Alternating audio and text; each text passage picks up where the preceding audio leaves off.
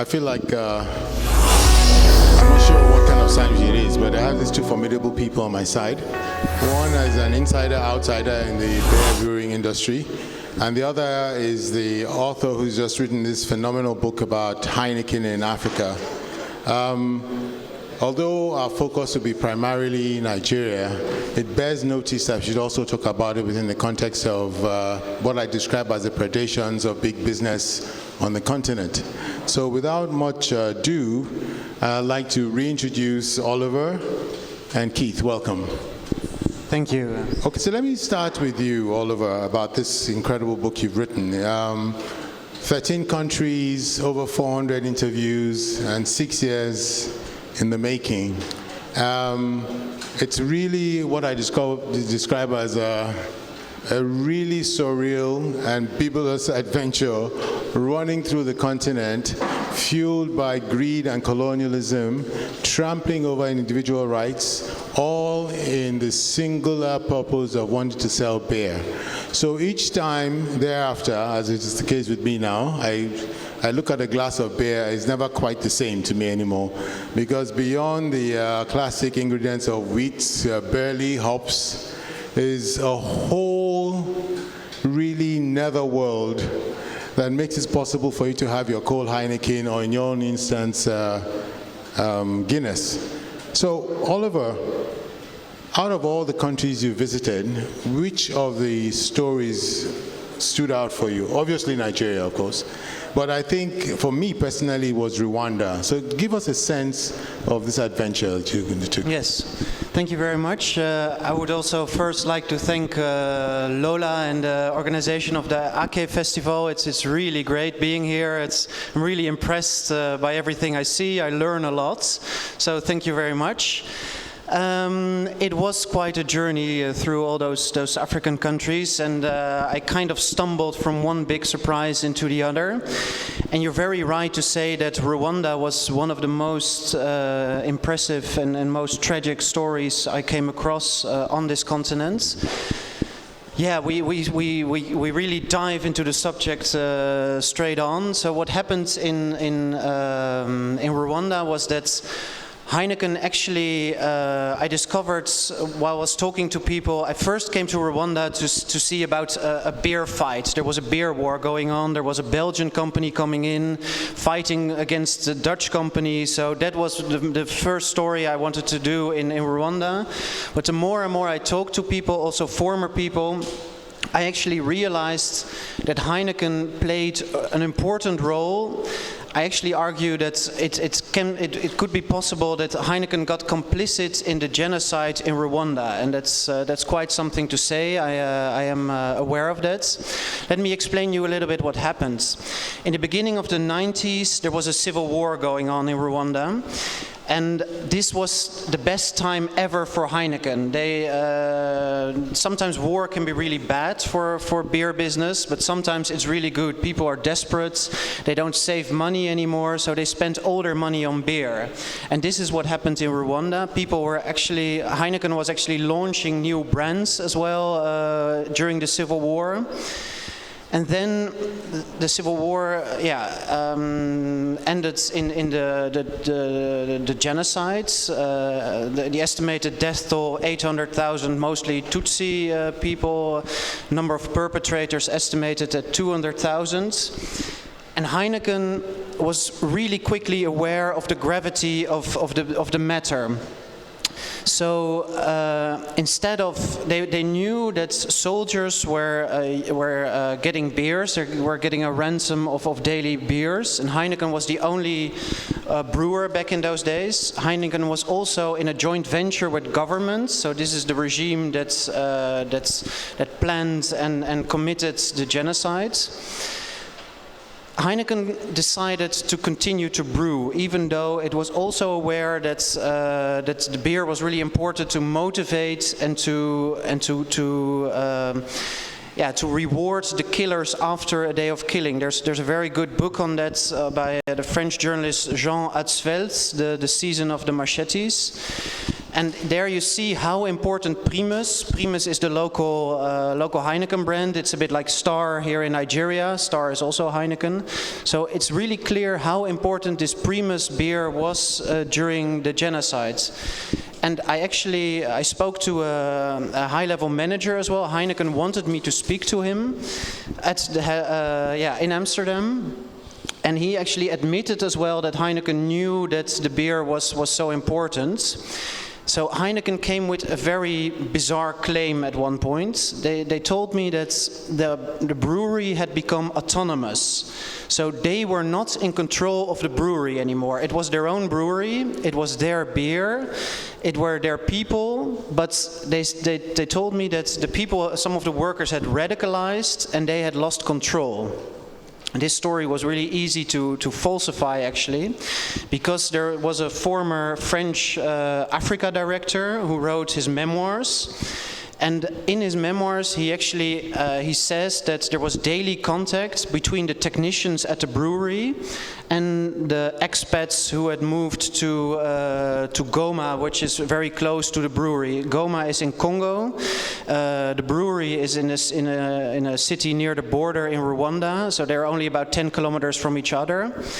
And there was daily contact between them. So Heineken knew exactly what was happening. Heineken was still in control. And I think that the reason they came up with this new story is that they're worried that it could still have consequences to them. So yeah, that's one of the most impressive stories I came across. We should get to in a moment. Which other country struck you as bizarre? Some of the tales that are embedded in these narratives are just surreal. It's like you're writing a novel about bear gone mad somewhere, and they're just various inflections, but the definite undercurrent was one that is so familiar to us, and that is the undercurrent of racism and colonialism. And that seems to be the leitmotif that runs across all those countries. Do you agree with that position? Yeah, well, I think that the scale of my research also shows that many things are recurrent in different countries. So Heineken tries to say, yeah, we're a big company, we have 80,000 people, there will always be excesses. But I saw this racism in many different countries. Many of my findings are actually structural. It's not just one thing happening at one time. These are no incidents. And to give you an example of that, which is very close to quite a few of the panels and quite a few of the things we've been discussing here, it's the case of the promotion women. It's one of the big scandals I uncovered in my book. So Heineken and other beer companies do this as well. Keith will tell us about Guinness, what's happening. But Heineken, across the continent, they hire a big number of promotion women. And these women are actually, they have to accept sexual harassment as part of the job, basically. They go into bars, they go into clubs, very masculine environments, loud music. They have to stand close to the customers. And it's very common that customers misbehave, that they touch them against their will, it's inappropriate places. So you have all this going on. And Heineken has been aware of this for almost 20 years now. It's been a scandal in Cambodia at the beginning of this century. But they haven't done anything to improve the circumstances.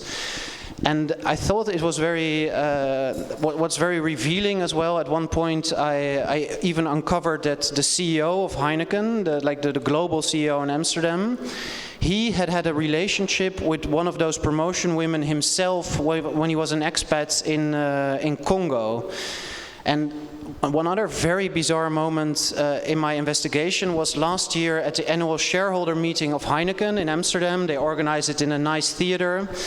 He actually admitted to having this relationship. He called it, so he was at the very top of the brewery. This woman was at the very bottom, but he spoke about a consensual love relationship with a promotion woman. And he gave her a better job as well, so it was completely relevant to write about it.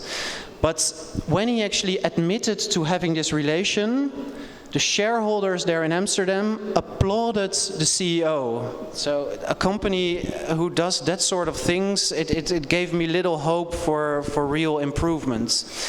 And what was also, I think, is very relevant in the context we're speaking here, is that then in an interview with the financial newspaper in the Netherlands, Van Boxmeer, the CEO, he actually said that to him, that he pointed at cultural differences when he was speaking about the promotion women. So here in Africa, people are supposed to look differently on sexual harassment than we do in the West. He actually said that in Western Europe, we wouldn't hire these promotion women anymore. It can't be done in the era of Me Too.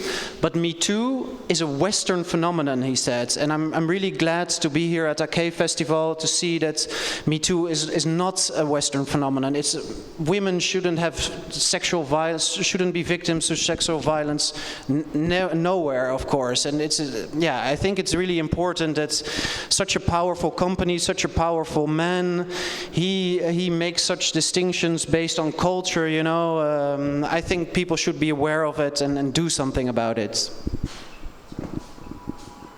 Thank you. Within the context, I'm happy we stayed on that. We kind of segued back into the last speaker, Mona's taxonomy of the patriarchy, the octopus.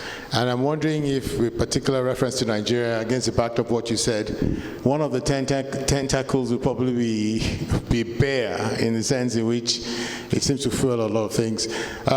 Just to support what he said about women being used as props, women being used to prostitute and sell, one of the more memorable lines was by one of the former managing directors of Nigerian breweries, Festus or Demogray. And he says, and I don't want to go into all the lines, but he says, and there's prostitutes. In Nigeria, the upper and middle class drink in clubs without prostitution. But poor people go to bars where you pay 2,000 naira to sleep with a woman. You give her gonorrhea, and you get HIV in return. That's where our chances meet. I mean, it's such a cynical thing, but this is partially what runs through the thread. With particular reference also to Nigeria, and Keith, this I'm trusting with you now, is this sense that there was this, blood feud, the Montagues and the Capulets, the Hatfields and the McCoys between Guinness and the Nigerian breweries during your tenure. But it turns out that there's been a lot of sleeping with the enemy, so to speak. And so, to the public-facing narrative, we're feuding, but behind the scenes, we're actually copulating in this phony war. So what was your take about it? And for those of us who actually believed at that time there was a competition between Guinness and Nigerian breweries, could you unravel the Africa play, how Guinness was invested in Heineken, Heineken was invested in, and copulated, and it gave birth to all kinds of beers? Thanks, Tunji. Yes, I mean, if you look at the history of brewing across Africa, for the last 40 years, excluding, let's say, Equatorial Africa and excluding South Africa, where South African breweries were dominant but very local, the rest of Africa was always dominated by three players: Heineken, Guinness, and the French group, Castel. And so what tended to happen was in larger markets, both of those, or any two out of three, would be present and would be fighting. But in smaller markets, there might be collaborations. So, for example, in Nigeria, and during my time, Guinness and Heineken were fighting very aggressively. We were talking about it. And yet, Heineken brewed Guinness under license in a number of markets, including Congo, Brazzaville, Sierra Leone, one or two of the other markets, and then Castel brewed Guinness under license in Gabon and I think Congo-Kinshasa, while they were big competitors in Cameroon. So you come to, were there Chinese walls? Broadly, the interests were pretty clear and separated. But as I say in my book, when I was fighting Heineken here, one of the things that I found was that Heineken were much more aggressive than Guinness. And they had a very, very aggressive CEO. Some of you will remember Festus Onimegwe. And my predecessor was a very gentle Irishman. He was technical, and he found Festus very intimidating. And the Nigerian breweries' sales force were a lot more aggressive in the marketplace. And when I joined, I realized that I had to be super aggressive to match him. And then personally, I had to show that I wasn't intimidated, to encourage my my salesmen to be aggressive in the marketplace. So we got to a situation where Festus would be complaining to his board, who would complain to my boss that I was being too aggressive. And I had actually told my team that I would reward people who got complaints about aggression. Now, when I say aggression, I don't mean physical aggression, but I mean, you know, activity in the marketplace, running more promotions, being in the other side's face all the time. So we were genuinely fighting on the ground here, while at the same time Amsterdam and London were telling us to calm down, calm down. You have a comment about your own research that exposed this? Yeah, well, I think from my point of view, it's more that if you look at all that aggression and the aggressive way that beer companies are pushing their products in the African markets, I think what you see is that you often have people with little buying power, and the companies are trying to convince them that beer is an aspirational product, so their status will go up if they buy industrial beer instead of traditional local drinks. So I think this is one of the reasons, it's really not good for local economies and societies. You know, if you look at these companies, they often have a very nice impact report where you will see they add so much money to the economy, they create so many jobs. Well, I know for a fact that these impact reports are often highly exaggerated. Even it was admitted to me by one of the people who creates them. But it doesn't really, these impact reports don't look at the negative impact of especially alcohol companies, beer companies, for the societies where they're operating.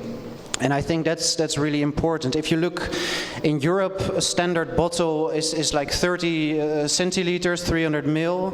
Here in Africa, it's most of the time, like in Nigeria, it's 600. But in South Africa, one beer is 750 milliliters. You know, it's a bottle of wine, basically. So people don't really look at the negative consequences of this very aggressive marketing it has on the societies.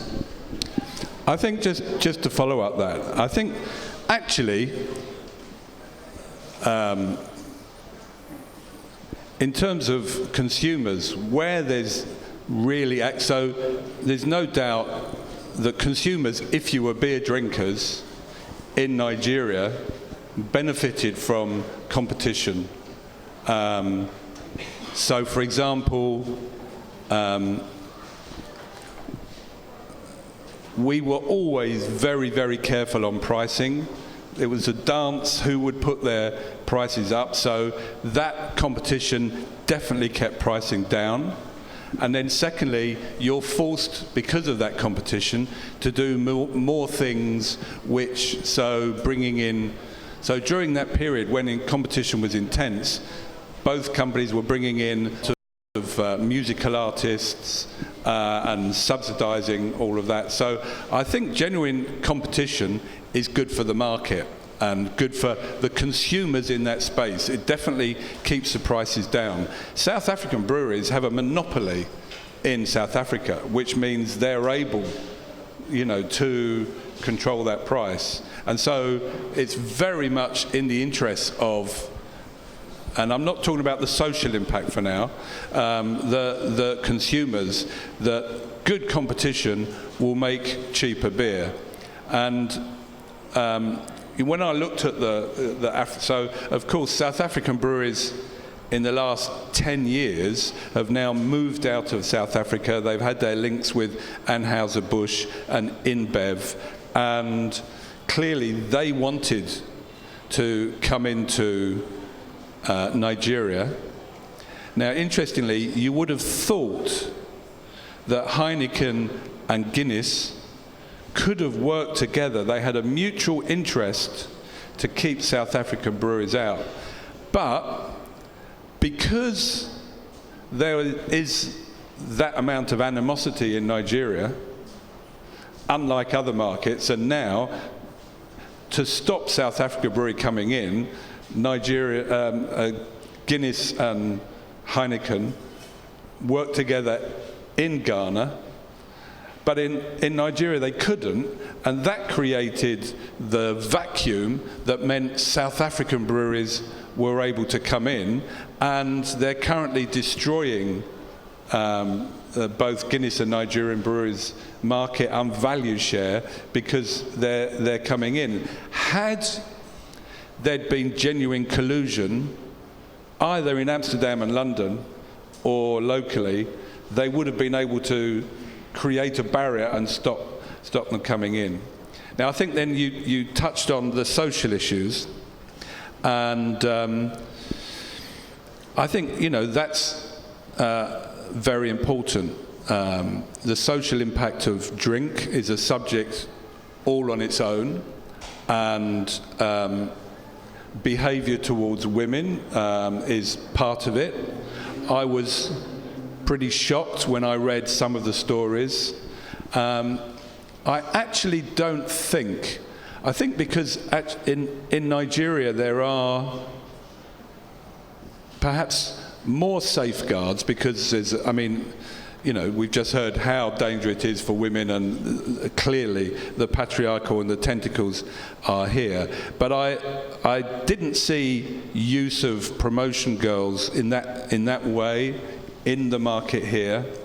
And then one of the things that I tried to do in Guinness was to employ more female sales women. Now, in Guinness, in my time, I brought salesmen up to the bottom level of managerial status. So it was a good job, and I found that the more women we had in, they were definitely had higher standards of integrity. I thought they were more diligent. I thought they kept some of the worst excesses of the male sales force at bay. They wore the same uniform as the male salesman. They wore black trousers and white shirts and a tie, or black trousers and t-shirts. So they weren't in, there was no suggestion that they were selling based on sexuality. And we found that it was a very, very popular job for single women. Now, or single mothers.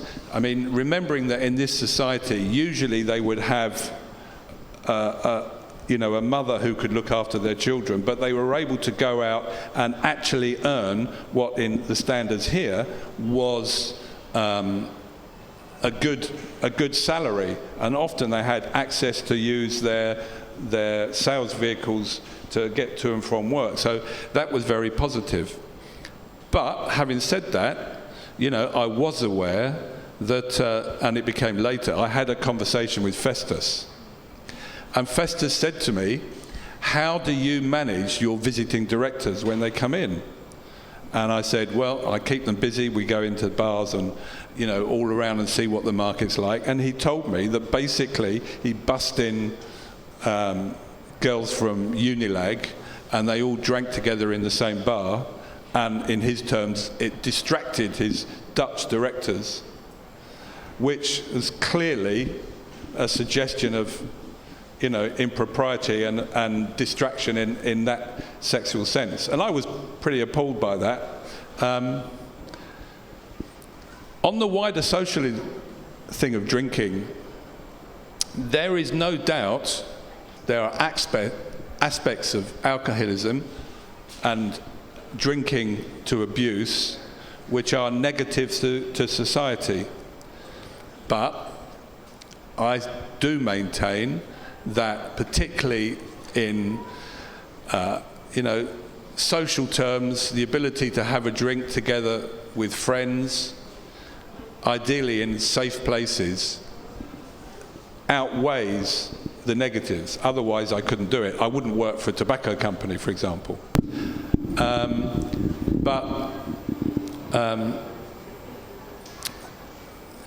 One of the things, and I said this to Olivier when we met, I think it's potentially condescending to suggest, because in Africa there's a lot more poverty, that there should not be beer and there shouldn't be brewing, whereas in the US and the UK it's okay to drink because there's less poverty, is a Eurocentric view. And we had this discussion, and it might have come out of translation or what have you, but I think that would be a danger in trying to attack the beer industry per se.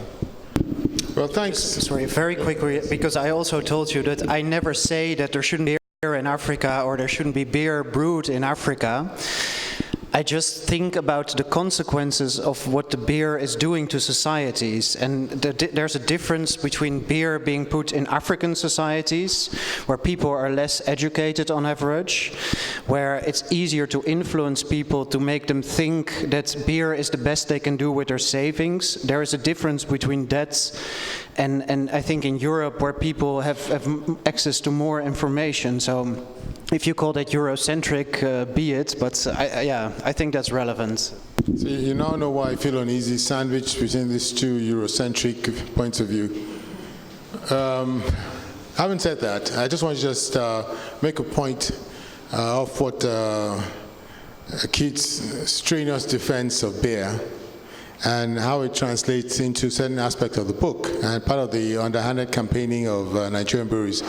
I think it was in 2014, according to your report, that they actually had a conference centered around the health benefits of beer. And they had people come and provide learned papers saying beer was good for you. And it was so cynical. And they all also went on to train journalists in what they call, I think, the media, MBA, Media Brewery Academy. So there are two things here that helped their marketing. One is what I describe as the brewery media industrial complex, in which they actually sought out journalists to help them shape the narrative about the production and everything else. In your own experience, specifically to Nigeria, how did that play out? What did you discover that is not in the public notice? In terms of, sorry? In terms of the complicity of the media and the grooming of the media and the hosting of something as preposterous as a seminar on the virtues of beer, and you had professors weighing in that you have to drink at least, by my recollection, 1.5 liters of beer a day to stay healthy. So just pick a number. So I mean, this is social engineering of the bibulous kind. So explain. Yeah, very true. Actually, Heineken, for at least 3 years, they've organized at Echo Hotel in Lagos, they've organized beer and health conferences, where the audience is made of businessmen, influencers, showbiz people, so people who spread the word that beer is actually good for your health. So it presents a big number of diseases. It will increase your life expectancy. It will make your skin more beautiful. That's all the things you hear at those meetings. And normally the beer industry is really prudent by giving a number. You forgot to add your virility for all of you men. I don't know whether it's supposed to be Guinness is supposed to be good for you, or Legend gives you power. But that's part of the attraction for me, at least. Yeah. So, normally they're very. The beer industry wouldn't tell you what is moderate drinking, because they tell you moderate drinking is good for you. They don't tell you at this beer and health conferences drink as much as you can. But normally the industry, on purpose, they don't put a number on moderate drinking. It's up to everyone themselves to determine what moderate drinking is. That's a lot better. But in Nigeria, actually, they made an exception. They had someone from a university telling people that they should take maximum 2.5 bottles per day, which is 1.5 liters, to benefit from all the advantages, the health benefits of beer. And it's true that I think this is a very regretful thing, but I've been helped with my research, with my investigation, by a lot of excellent journalists across the continent.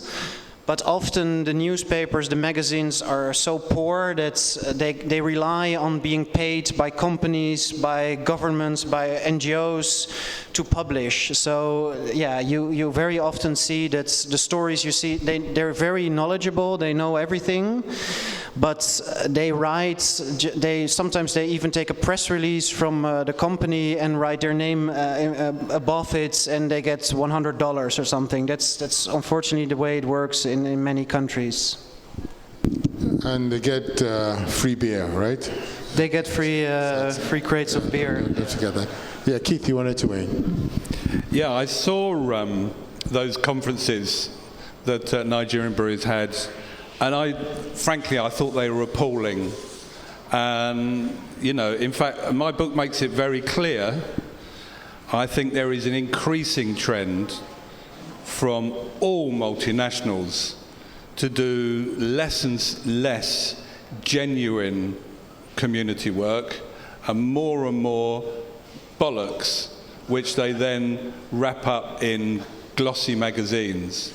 And, I feel quite strongly about that. There's a whole chapter in my book about irresponsible corporates, and that's Nigerian corporates as well as multinationals. But I think that's fake news, and, they should be doing genuine work in the communities to be proud of, rather than stuff like that.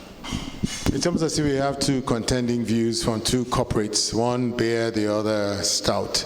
But these battles are not really moral battles per se. It's really at the heart of it, the battle for market share, and which morality, professional corporate ethics takes a backseat. And it's interesting that in the chapter on Nigeria, which is the primary theme of our own engagement here, starts out with a story not too long ago about corruption. I just thought it was just, being Dutch, you don't play, you just go straight into the heart of the matter. The opening chapters of the opening paragraphs of the book, of the part that deals with Nigeria, deals with a case of corruption that I think has seen the courts or perhaps has been resolved.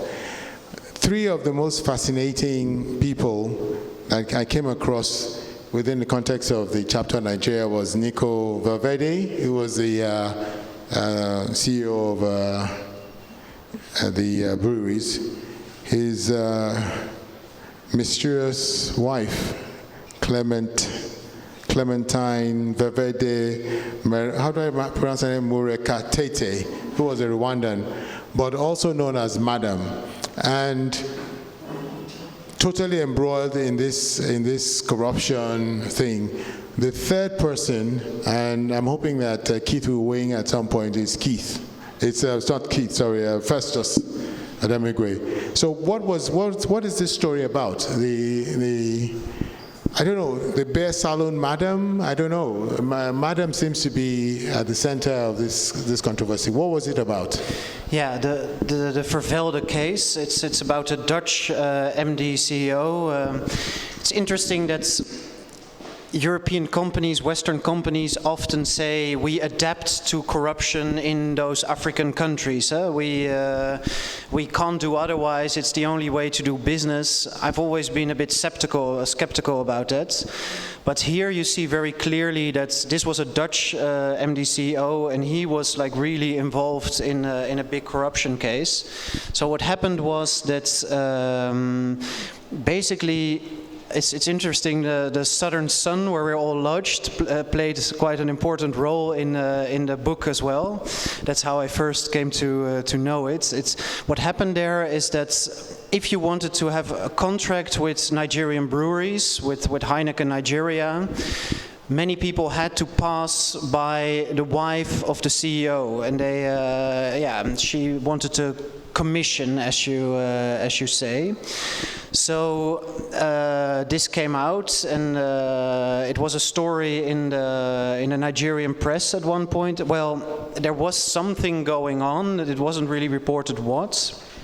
And I decided to go after this case together with a fellow Dutch journalist who lives here as well, Femke van Zyl, she's called. And together we really wanted to know what was happening with this case. So we found out that actually at one point the police was a very serious police unit. That was also the unit that's after Boko Haram was set on the case. And not only Clementine was accused, but if it had come to a court case, the Dutch CEO would have ended up in a Nigerian prison for 7 years. But of course, a company like Heineken won't let its Dutch CEO end up in a Nigerian prison. So in the end, they decided to pay off the plaintiff for a couple of $1 million. And that was the end of the case. And the guy didn't even lose his job. He was actually then transferred to Singapore. He's not far from his retirement. So to have a few nice last years. So this is how Dutch companies, well, at least Heineken, deals with a big corruption case. I'm relieved to know that it's not only in Nigeria that we are blindsided by moral hazards in doing business, and the fact that you actually get rewarded for corruption. So I'm happy the Dutch have the same moral and ethical standards over here. The other thing that I want us to talk about, and I said there was one other character. I'd like to go back to you to talk about Festus, but I think to get a sense of the beer wars, the phony beer wars between Guinness and Nigerian breweries, with the two combatants, the gladiatorial combatants being Keith and Festus. I want to talk to, although unfortunately Festus is not here, thank God, for Keith to give us his own perspective on what was really going on. Well, I'll just touching on the Vervelde case, I just want to read you a couple of lines. So my book was launched this week, and Professor Wole Soyinka was very, very generous enough to do the review. And this is what he says. The designation of corruption as uniquely Nigerian, or indeed an African phenomena, has always been a demonstrable distortion. But Keith Richards contributes to that debunking by taking us through its refined operations in corporate culture. Here is our author's commentary on that basic prejudicial categorization. And then Prof quoted from my book, and I say, a corrupt expatriate can make collusion and manipulation even easier and identification even trickier. There is still a general assumption that expatriates are more honest, a major misconception, as my John Holt experience illustrates. One of the tenets in my book is there are very many corrupt expatriates in business anywhere, obviously, but in Nigeria, and they probably have more opportunities, and probably, it took so long, and it took a major incident for this to come out, and I think it's appalling that that Heineken behave like that. But that sort of brings me on to Festus. Festus Odimegwe, some of you will remember, was Nigerian Brewery's CEO for, must have been 12 years. Now, Festus was an outstanding manager early on. He was a hero in many ways to the people in his organisation. He grew their bottom line, made a lot of money for Heineken, but also for local shareholders. They paid out good dividends, but they put a lot of their money in the new brewery in Amma. And he was very bright, but he was extremely aggressive. And so we used to fight, so much so that I think at least one newspaper put a picture of both of us in boxing gloves fighting each other. And in the gossip columns there would often be comparisons of our behaviour. And we were also very passionate about our brands, but we used to fight quite in the media.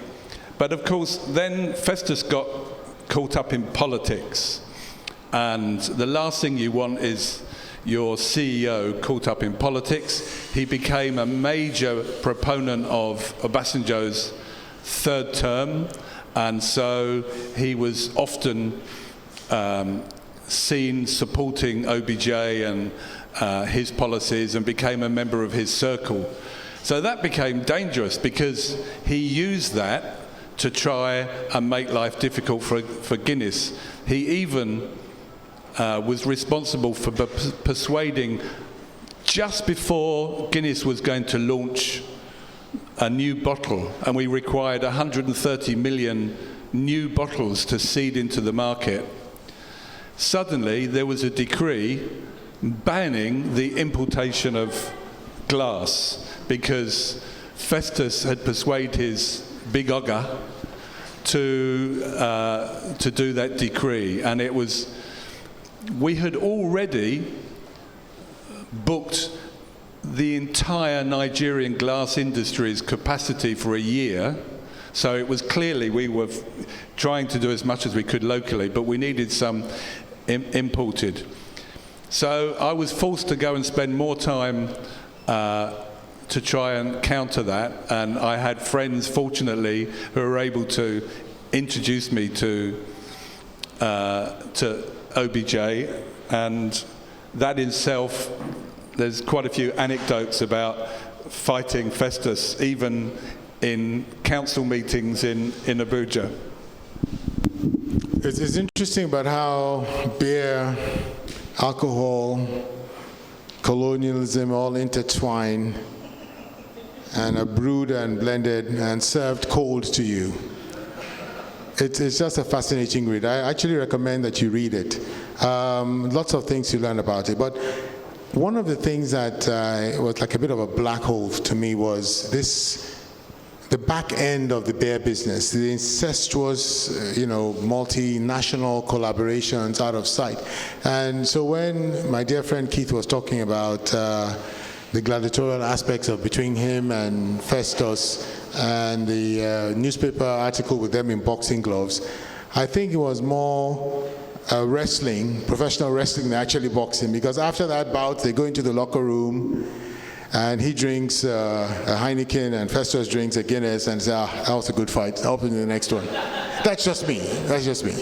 But you would never, ever find me drinking a Heineken. And to be fair to Festus, he would never, ever, except for one famous example which I put in the book, he would never drink a Guinness. So if there... No, please share that anecdote about... Well, it was when I left Guinness, and I talk about it because, I'm very honest, I got sacked because Diageo thought I had gone bush and I was favoured local shareholders and local cultures more than they thought worked for the maximum extraction to offshore shareholders. But in my final party, the brewery did a special brew of Guinness for me with my photograph on the label, which was wonderful, and I have some of those on my bar at home. Festus was invited to the retirement party. I didn't think he would come, but bless him, he did turn up. And the garden was full of various people from corporate Nigeria, but a lot of distributors who, of course, distributed both Guinness and Nigerian breweries products. And when he walked out, they were shocked to see Festus with a bottle of Guinness in his hand. And they went, "Ah, Oga, you are drinking Guinness." He said, "No, I am drinking Keith Richards."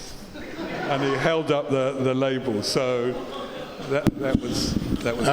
One of the things you just said, maximum extraction to external shareholders. That stuck in my mind, and it's a perfect segue into my next question to you.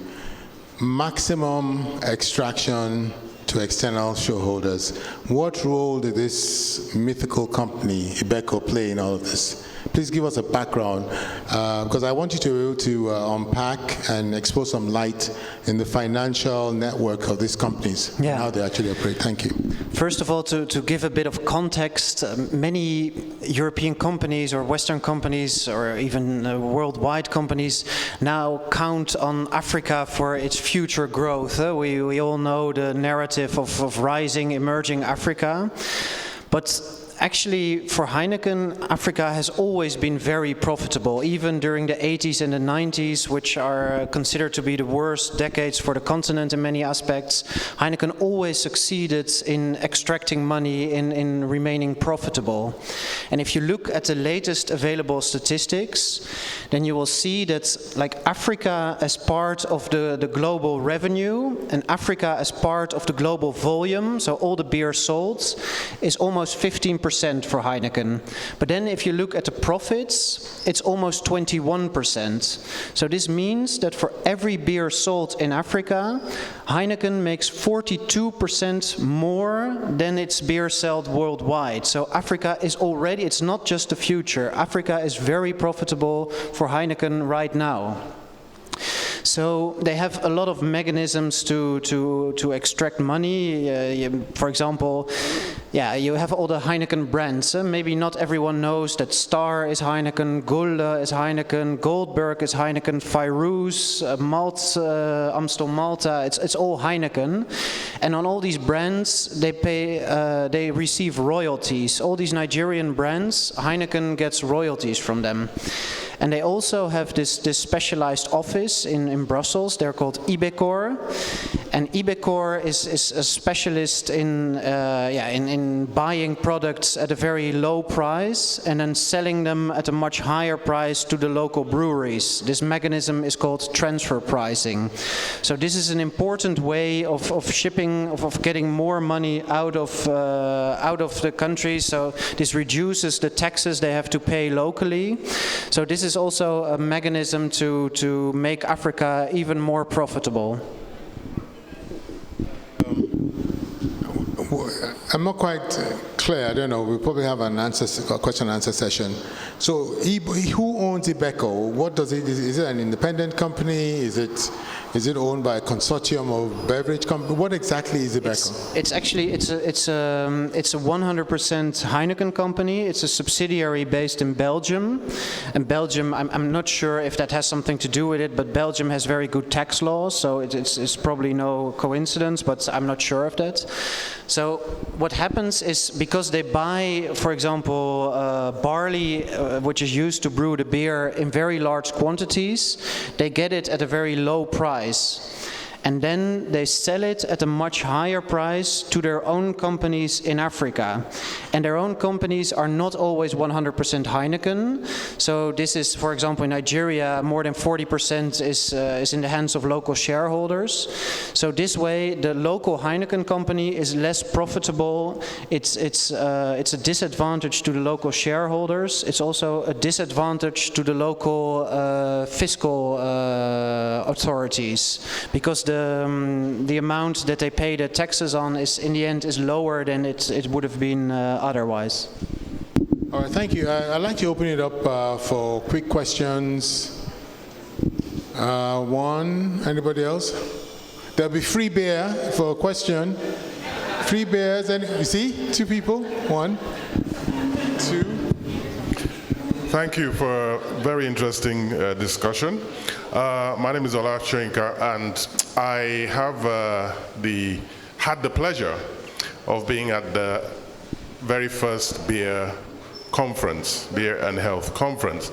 So I wanted to just throw a challenge to you, because quite rightly you were very skeptical about that as a marketing tactic, which it clearly is.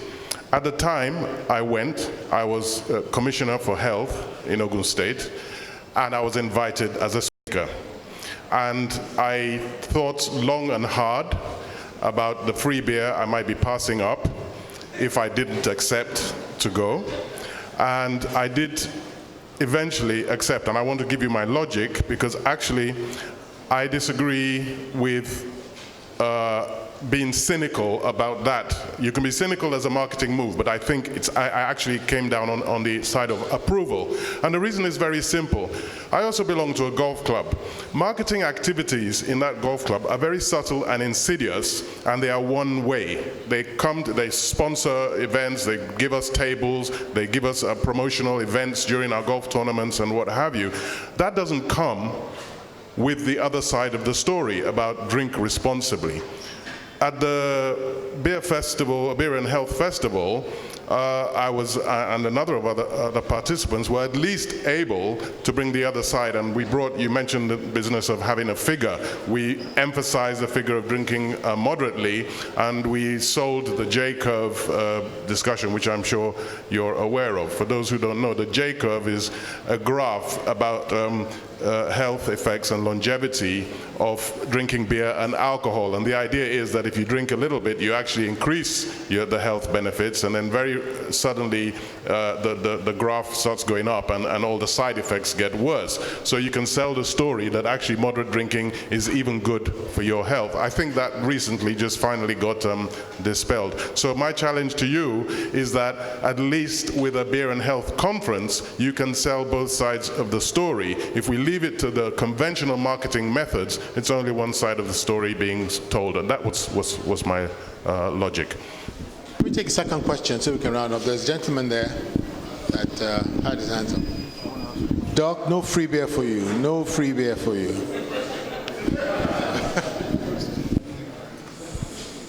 Yeah, listening to that cynical story on the promotional goals, I wonder whether that's just a sort of far taken PR machine, or is that somehow related to the way Heineken has always been sort of setting up the company? And you know, in Holland we know the character of Heineken as a kind of a fraternal, kind of very sort of sexist kind of guy. Is there a relation between, or is it just a very far taken PR machine? Yeah.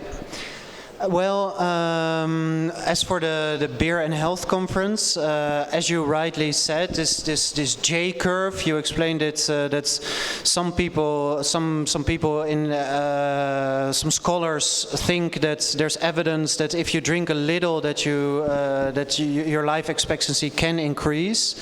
It has been debunked now, and it's most of the scholars that have found evidence of positive effects of alcohol, they're always paid by the alcohol industry somehow. So I think that's something to be taken into account, and I can understand that you wanted to give a counter story on the... But I think in general, this what I read from the press as well, unfortunately I haven't been to one, but it's really a marketing story. It's basically meant also because a lot of the competition of Heineken is not only against Guinness, not only against South African breweries, but it's mainly with the traditional drinks. And what the industry says is that traditional drinks are bad for you, you know. And I know that there are some very dangerous traditional drinks out there. I have the example in Kenya. There's a drink called changa, and it translates as "kill me quick." And actually, a lot of people die from it, or they get blind every year. So there definitely are dangerous drinks out there. But most of the local drinks are low alcohol, are sorghum-based drinks, are drinks based on cassave, on local ingredients. They generally have like 3-4% alcohol. They're a lot more nutritious than the industrial beer. But the industry really wants to make a difference. Like, we have stable quality. Take our beer and you won't risk any bad effects on your health. So I think that is one of the main purposes of the Beer and Health Conference as well. And yeah. Sorry, what was the other? The culture of Heineken. Yeah. I have to say, like, my book is really also, it's a case study. Yeah? It's when I first met the CEO of Heineken, he warned me, or I don't know, maybe it was a compliment, but he told me, don't go on a crusade against Heineken, you are too young for that. So I think there's that's if you I'm not a crusader. I think if you dig deep into other companies, maybe even into Guinness, if you do 5 years of research, you'll find a lot of things that are not known now. And so it's the purpose of my book is to show, it's called A Multinational Unleashed.